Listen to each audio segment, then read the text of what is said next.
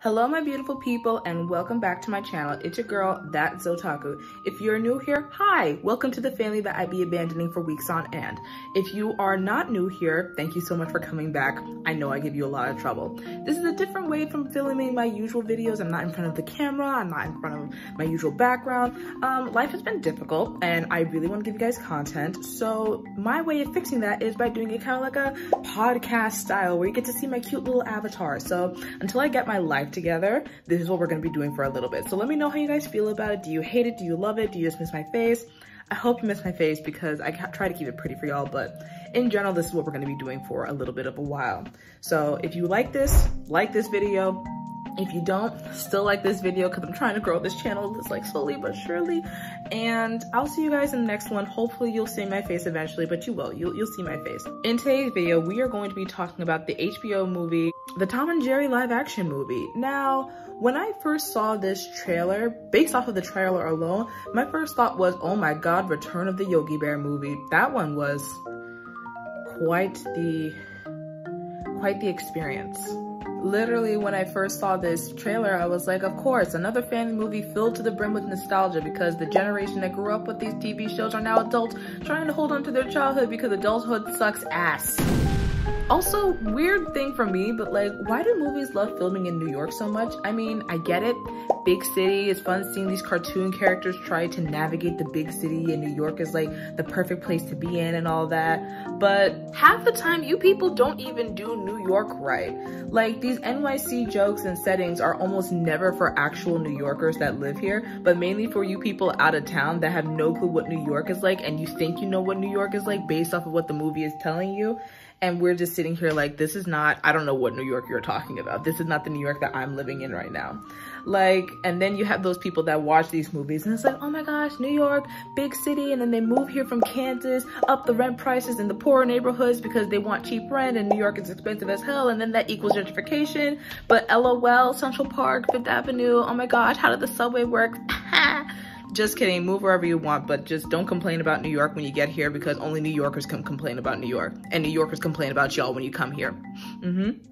So, all right, we're gonna break down this movie into the pros and the cons. There's a little bit of, I have my thoughts about this movie. You know, Tom and Jerry is one of those iconic cartoons that has been around for like pretty much like since the 1920s, since the 1930s. You've seen them grow into all different types of amalgamations over the past few years where they're always making new Tom and Jerry shows.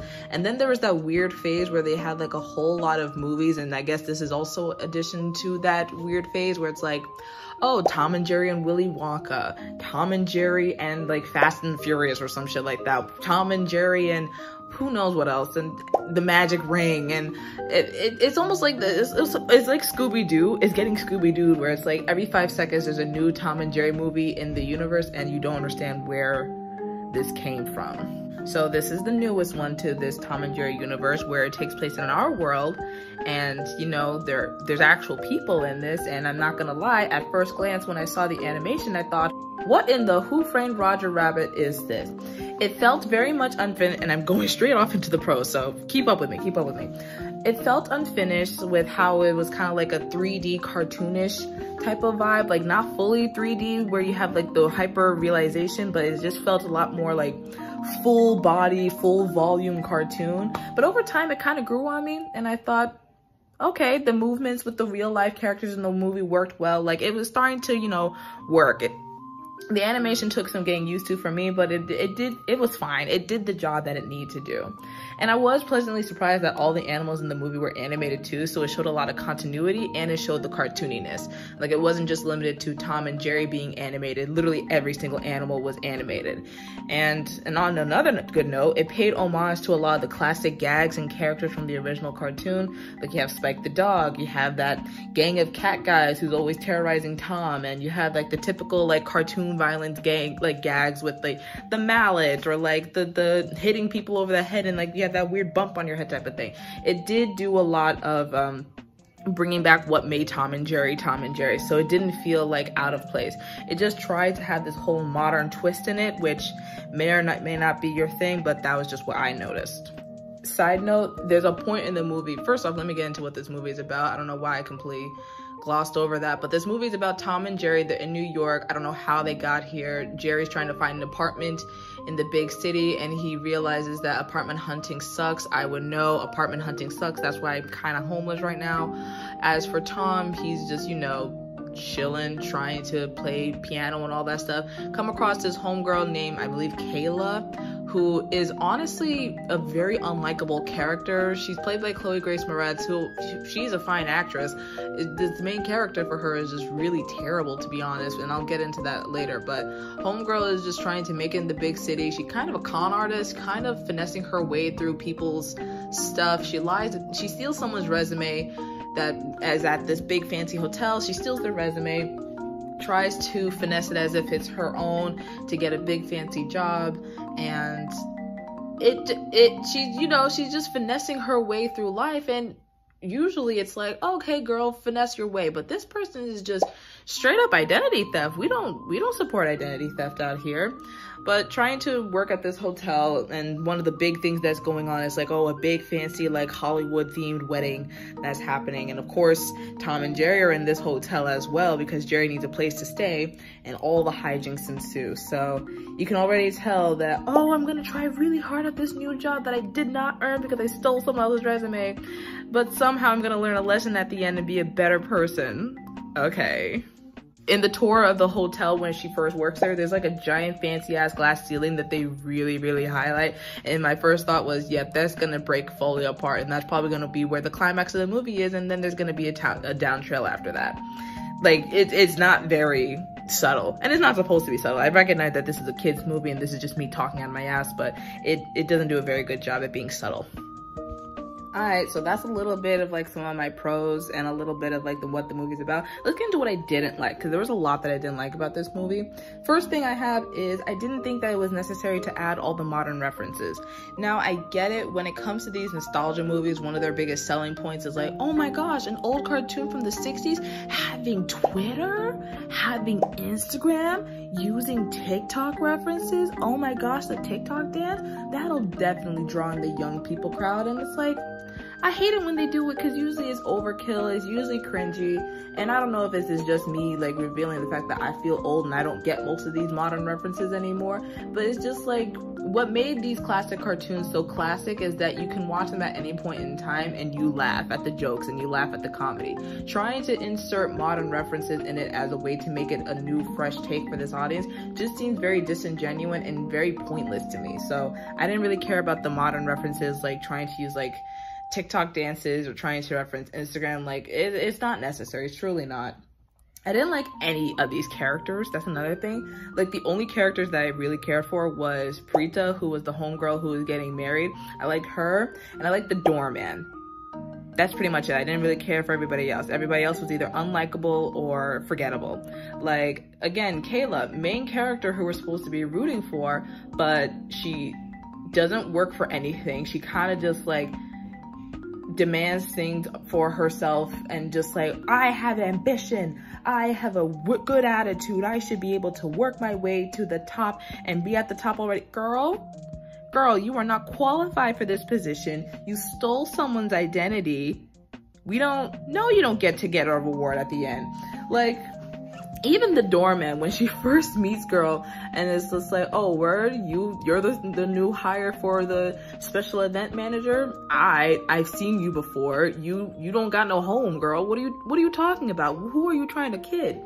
And even the main villain, Terrence, who's supposed to be like this uppity worker who's just like, oh, everything needs to be prim and proper and all that stuff. And even he was able to see through Kayla's bullshit and be like, girl, you are not qualified for this position. I worked my ass off going to Cornell to get this position, and here you are finessing your way at the top and you didn't have to do any work for it, and you're trying to make me look bad and take my job. Like, I get his villain origin story. He's just like, who is this bitch that came out of nowhere, took someone's resume, you didn't do any background checks whatsoever. Like, the big boss is just gonna accept this random piece of paper that's ripped up and not call any of the people for references, like, hey, do you know this person? Da-da-da-da-da. You're just gonna give her the job right off the bat for like one of the biggest events of your hotel career. Like, great job, boss, very, very great job. But for Terrence, I was able to understand, like, yeah, I'd be mad too. Literally all the people that, the only people that make sense and have like very good, decent reactions to what's going on is like the people of color who are working and who are technically Kayla's underlings, seeing this random white girl who has no qualifications work her way to the top by thievery and then gets to keep her job at the end because she learned a lesson. Like, I get it. Terrence is mad. I understand why. I would be mad too. And even for Tom and Jerry themselves, Jerry was thieving like all over the place. And I get it. He's a mouse. He's supposed to steal for like survival and shit. Steal a piece of cheese, steal some salt, steal like, you know, an old napkin. But homeboy really tried to steal this wedding ring as if it wasn't a bad thing, and then try to con Kayla back to be like, well, if you let me stay here, I'll give the ring back. Bitch! Jerry used to be so nice in the show, and they kind of made him just an annoying ass villain as well. As for Tom was just trying to like play piano in New York. Usually when it comes to this show, you see Tom and Jerry, you're usually on Jerry's side because it's like, oh, big bad cat Tom is trying to eat poor Jerry, da da da da. Jerry was instigating. Homeboy was instigating everything left and right and doing the most, and Tom was just reacting rightfully so. So even Tom and Jerry I didn't really care for, and they couldn't get their acts together when they fought, which is like, I get it, that's part of their shtick, but it got to a point that was excessive, and it's like, can you guys just not cause a whole bunch of like destruction to everywhere for just one day, just for one day? But again, no character beats Kayla. The biggest con for me was really Kayla. How you gonna be the main character and you don't have main character energy? You just have entitlement energy. That's all I got. Like, girl was not qualified for anything. She used her white privilege, which she tries to play as her ambition to get this job, ruined the wedding, got Terrence fired, made him into a villain, which I understand why he was a villain for, you know, fired for her actions, still gets to keep her job at the end and learn something, I guess. Talking about some, if I thought I could do it, I can do it. Girl, if you want to be a DJ for if I wanted to be a DJ for Coachella, do I get to steal Steve Aoki's master mixes and say, yes, I can, fuck it up, and then come back next year? Girl, bye. All the actual employees of the hotel hearing about her lies and seeing her for who she is, like, I get it. Terrence was mad for a reason. Kayla is the real villain of this movie. Overall, this movie is fine for what it is. It's a kids movie for kids, and me, a grown woman, the jury is still out on that. I shouldn't be getting too deep into this, but I was pretty bored. I was feeling bored, I'm petty, and y'all haven't seen me in mad long, so here we go. Overall, I guess if I was to rate this movie, I don't even know what I'd rate it. There's no number system, but the movie's fine for what it is. It's a dumb movie, calls back to some classic characters from Tom and Jerry. Like, it's fine for what it is. And we've seen worse Tom and Jerry movies, and we've seen worse nostalgia movies, so it's not horrible. Let me know what you guys think about the movie. I want to hear some of your thoughts in the comments below, and I shall see you guys next time.